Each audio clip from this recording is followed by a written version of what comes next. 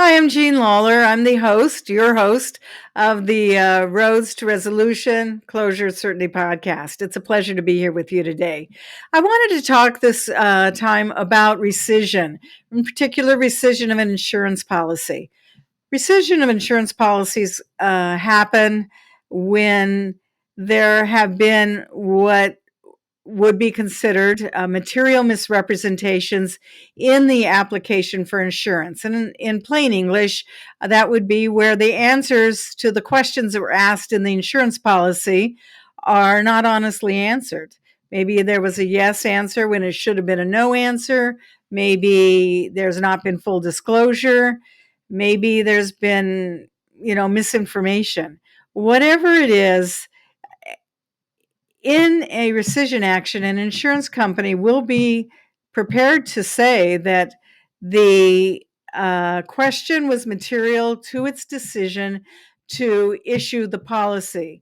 And, but for the incorrect answer, that they would not have issued that insurance policy. That's generally what it's going to be. Every case is unique, of course, but that's the general gist of it.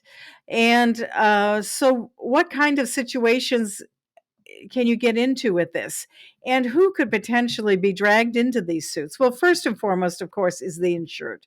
The insured is responsible for the application for insurance and for signing it and, attesting to the honesty of the answers that are provided.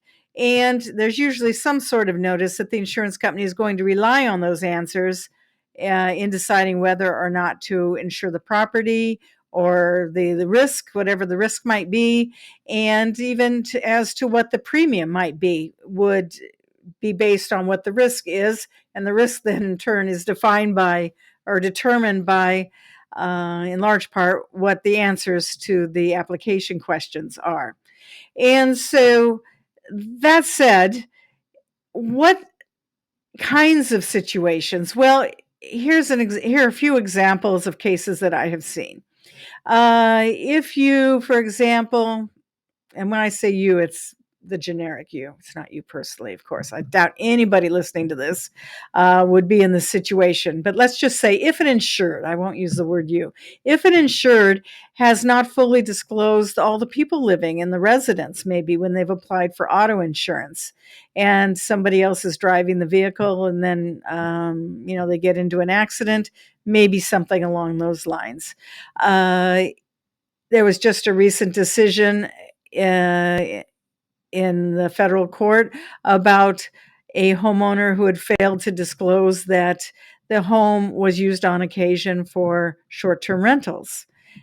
And yet there was a loss when a short-term rental was in effect. A renter was in the place.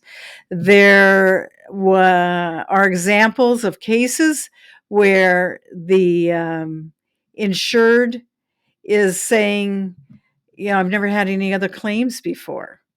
No, that doesn't work either.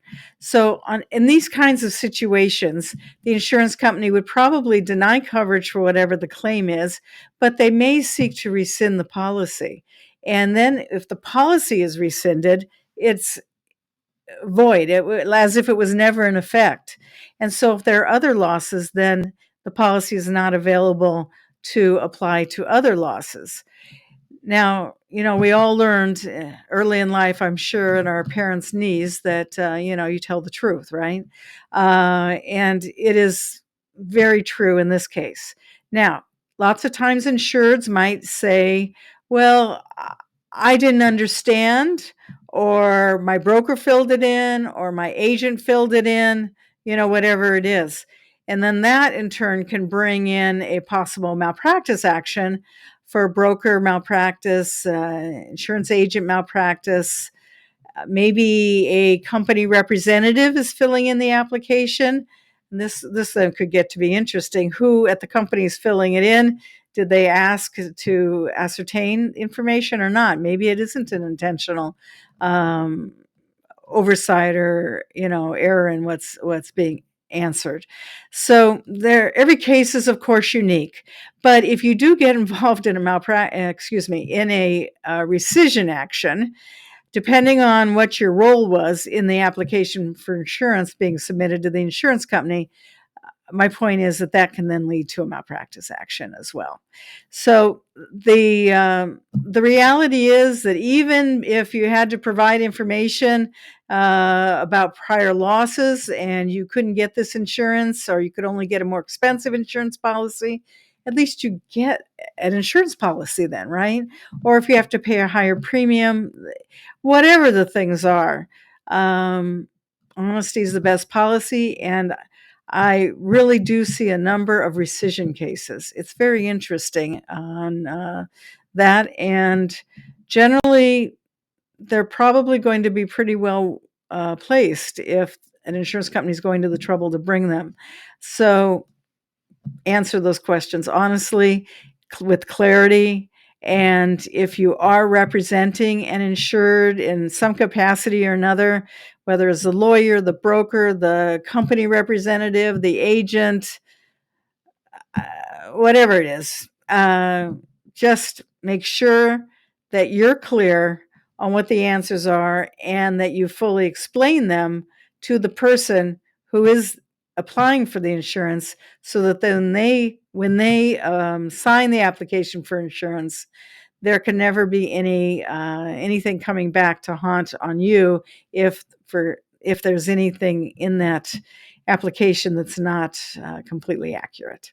So those are my thoughts on rescission. And, you see in Law 360 case reports, court reports of cases, things like this, of these kinds of lawsuits. And nobody wants to be involved in one of those if you can help it, at least not as party or a potential party. So take care. That's my thought for today. And please feel free to follow me on LinkedIn. Follow my podcast on your favorite podcast channel, and follow my YouTube channel. Thank you so much. Goodbye.